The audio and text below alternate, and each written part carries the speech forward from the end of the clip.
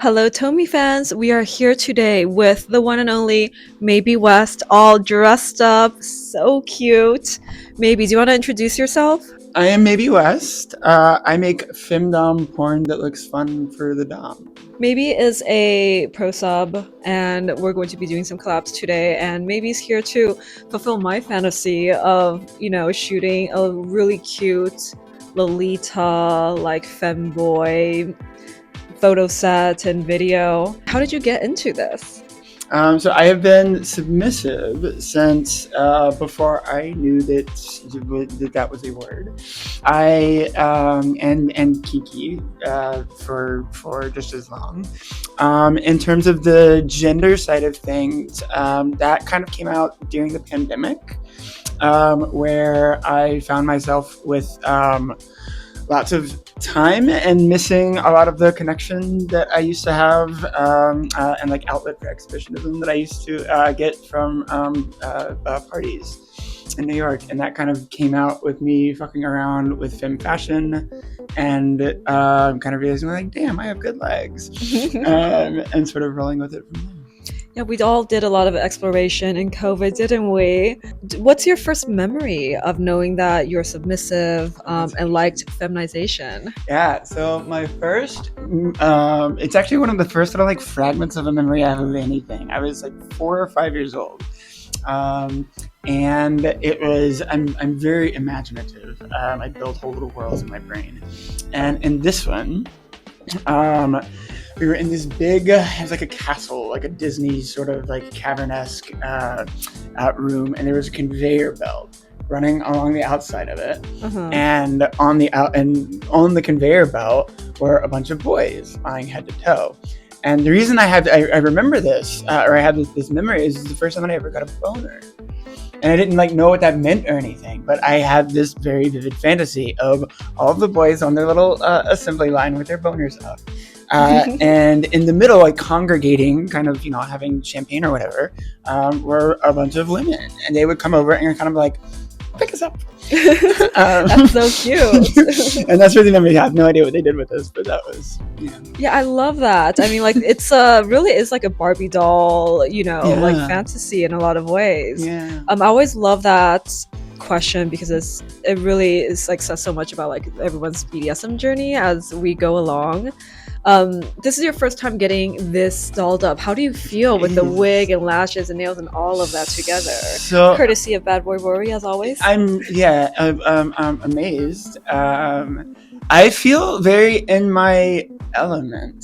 I think that what's interesting is that like before, I never really thought of myself as attractive. When I was like pure masc, like I grew up in the South. I grew up with a very like fixed idea of like what masculinity meant and what it meant, like what the kind of realm of possibility was for me to be attractive. And I never like quite fit that. I've always been a little bit kind of effeminate in my mannerisms and such. So it was in like realizing that I could be hot like in a feminine way was kind of a revolutionary thing for me. I've still always like I don't identify as trans. I don't have any sort of dysphoria around being a boy, and yet like I've always been drawn to kind of like push the envelope and say like how feminine can I get? So this is another sort of chapter in that journey for me, and I'm excited to lean into it. Yeah, what do you love most about feminization? What's interesting, I think, is that I feel powerful. When I'm femme in a way that I don't when I'm masculine. Say more about that. Yeah, so I think that submissive personality, it is very much like there's a boyishness that is in me, and that like when I'm connecting with someone from a submissive place, it's very much like they're getting at that boyishness. I'm submitting that boyishness to them. I think that like femininity has always just stood for power in my mind. And I think that what's like thrilling about looking and feeling femme myself is like, oh wait, well, is that power kind of like in me now? Yeah, but it's interesting when I do some femdom work as well, and I've noticed that like when I'm getting into a dom space, I'm very, very, very, very girlish. Like I'm always a little bit girlish in my mannerisms, but like I get like full on like brat girl. Yeah. Which is very fun. Yeah, that is a lot of fun. I think in the sort of like cross-dressing space, there's this divide between feminization and sissification. And what are your thoughts about that? Yeah. Because I know some doms don't they participate in empowered feminization, but not necessarily sissification, which, you know, includes the humiliation and degradation parts of it. Like, how do you approach it? Well, that's my issue. And I think that inherently makes it misogynistic. Because here's the thing. Anytime the narrative is that, like, you know, you came in here a man and we are going to reduce you to the status of a woman by sissifying you, that's inherently misogynistic, like, period.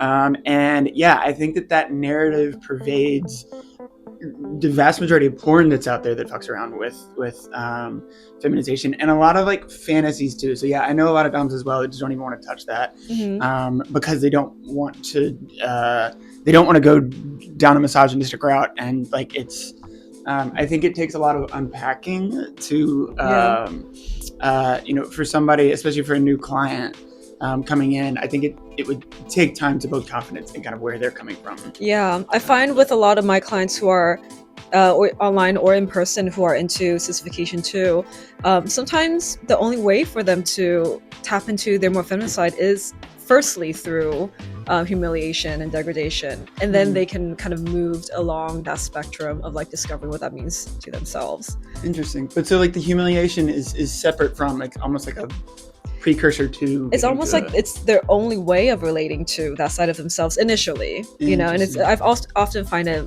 perhaps like a gateway for some people, but when someone's deep in the, you know, the very patriarchal headspace, it's different from someone who's like, oh, this is your first step. And it's very, very clear. What do you think is the biggest misconception about femboys? Kind of similar to a big misconception I think around bi guys is that like they're all like secretly gay, or like they're all just like on a slippery slope like into being gay. I feel like there's an analogous misconception around femboys that like we're all just like trans girls who haven't like transitioned yet.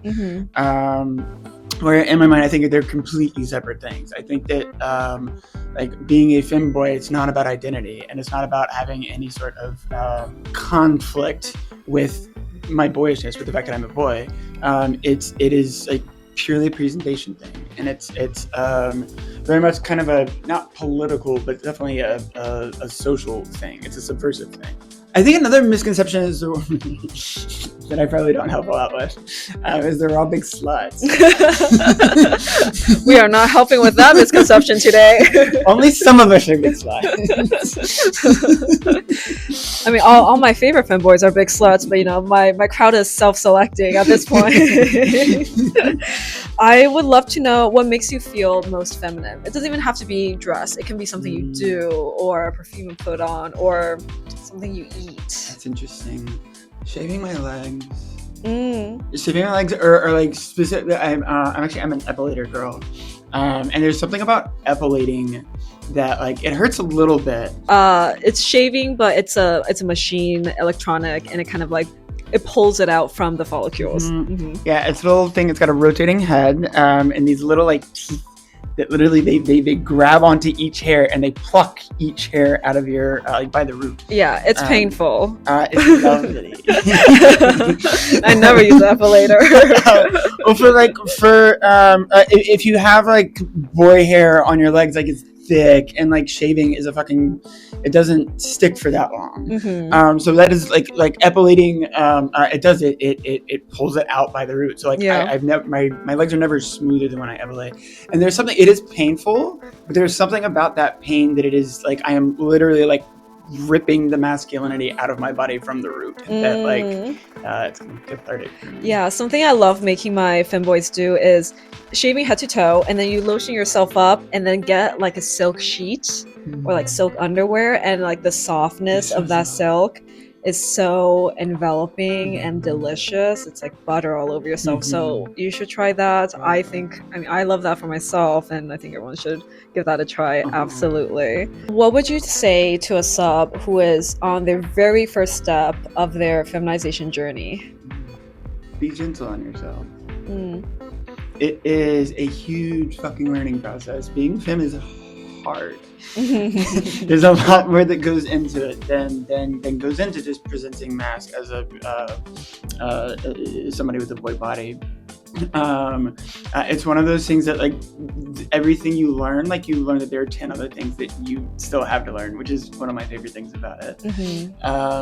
Be easy on yourself. You're not going to be good at it at first, and it's probably not going to be good at it for a while, but like, it's worth it. It's a fun journey to go on. Yeah, what was some of that learning curve for you, where you're like, oh, I want to try this one thing, and then you have to learn 10 other things about it? Yeah, fashion.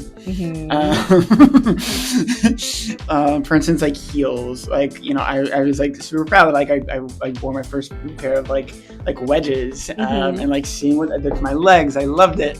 You put on a pair of pumps for the first time, and you realize that, oh, this is like a completely different thing to try to walk in. Yes.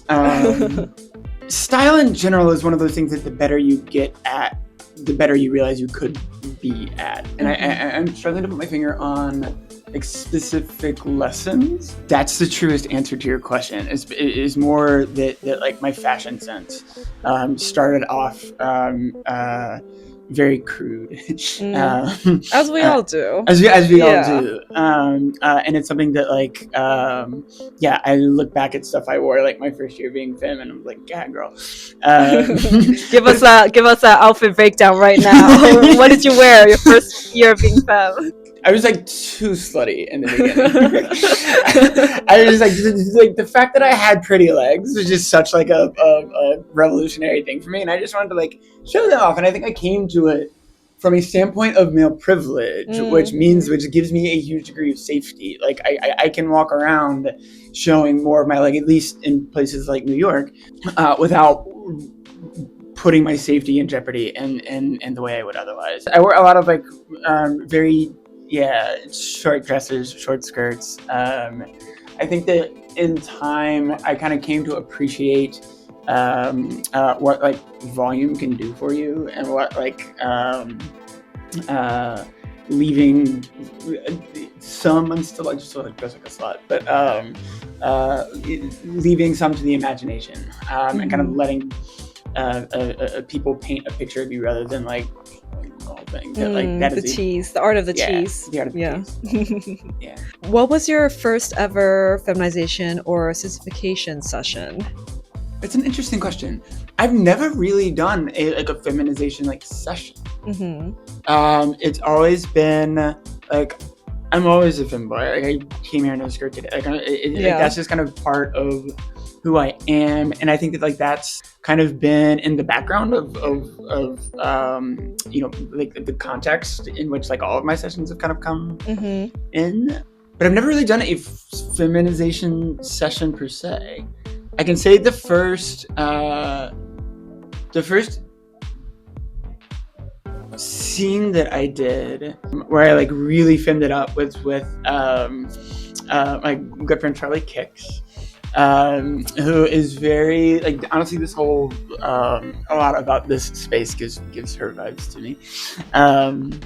But we this was the first shoot that I did like after the pandemic, and she had me wear this like red like bodysuit thing, and it felt similar to this, and then it was I felt very much kind of like a doll baby, like a Barbie doll, or like a Ken doll getting dressed up in Barbie clothes. And that dynamic I was very here for. I like feeling like a toy. Love. Okay, some fun rapid fire questions, and then we'll get to the photo shoots and the other shoot too. Most overrated feminization piece of article of clothing? Big, like, silly looking bras. What do you think about those like double D chest plates, the plastic ones? No. Not for me anyway. Yeah. What's an advice you would give to a new sub looking for the right dom?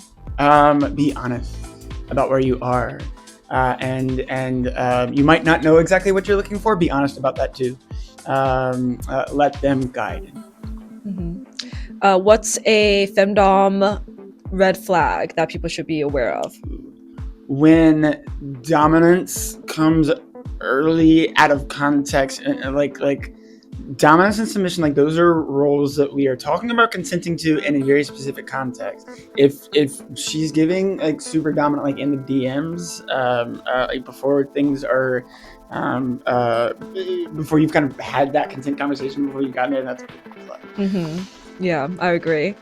Favorite toy for you as a femboy? Oh, dildos. Do you have a favorite size? Just keeping that in mind for our shoots. I'm not that much of a size queen. Like 7 to 8 inches, like a good. Yeah. Yeah.